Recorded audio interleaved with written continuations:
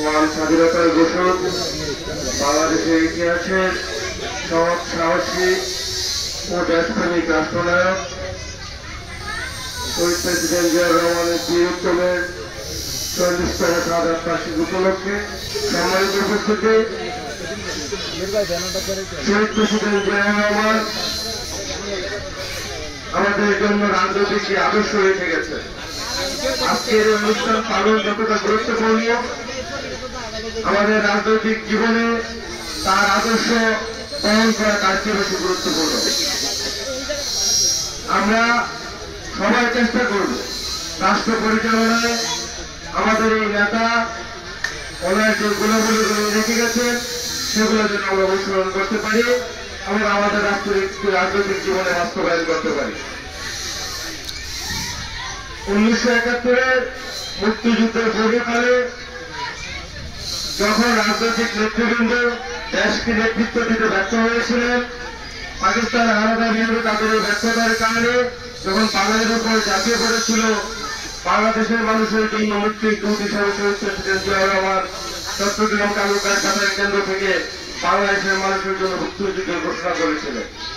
তাই এই ঘোষণার পরবর্তীতে বাংলাদেশের আপামর জনতা এবং বাংলাদেশ সেনাবাহিনী এবং অন্যান্য বাহিনীর নেতৃত্বে বাংলাদেশের মানুষ দীর্ঘ 9 মাস যুদ্ধ করে এদেশকে স্বাধীনতা এনে দিয়েছিল।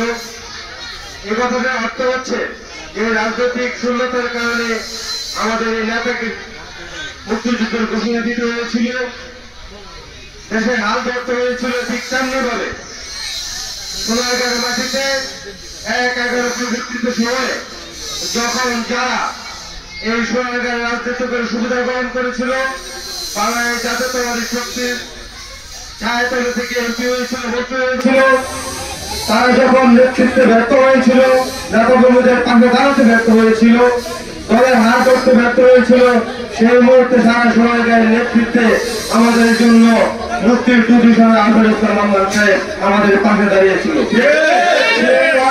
11 পরবর্তী সময়ের পর থেকে আজ অবধি পর্যন্ত সোনারগাঁয়ের মাটির মানুষের নেতা প্রতিটি আন্দোলন সংগ্রামে সবাইকে পাশে নিয়ে এই প্রতিবাদ বিরোধী আন্দোলনের নেতৃত্ব দিয়েছিল। প্রতিটি নেতাকর্মীর বিপদে জেল জুলুমের পাশে দাঁড়িয়েছিল।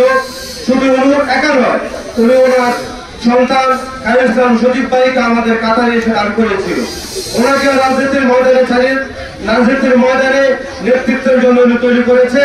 উনি যেমন আমরা বাংলার গলির মুখ্যমন্ত্রী হয়েছিল, ঠিক তেমনি তার প্রিয় সন্তানকে উনি একই মুখাপেক্ষি করেছিল।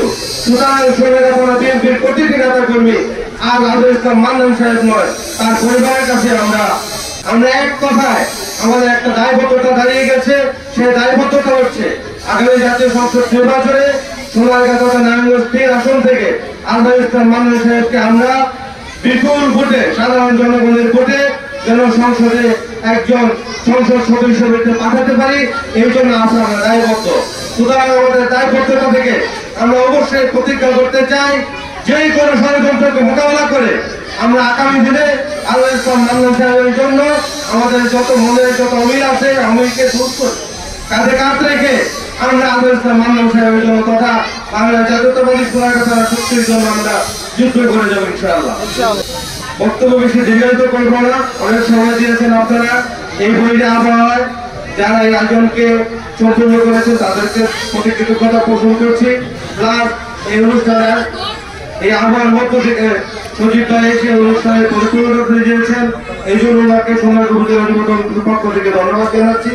আগামী দিনে সবাই পাশাপাশি থাকবো, সংগ্রাম করে যাবো দলের জন্য। প্রয়োজন হলে আমার রাজপথে নামবো।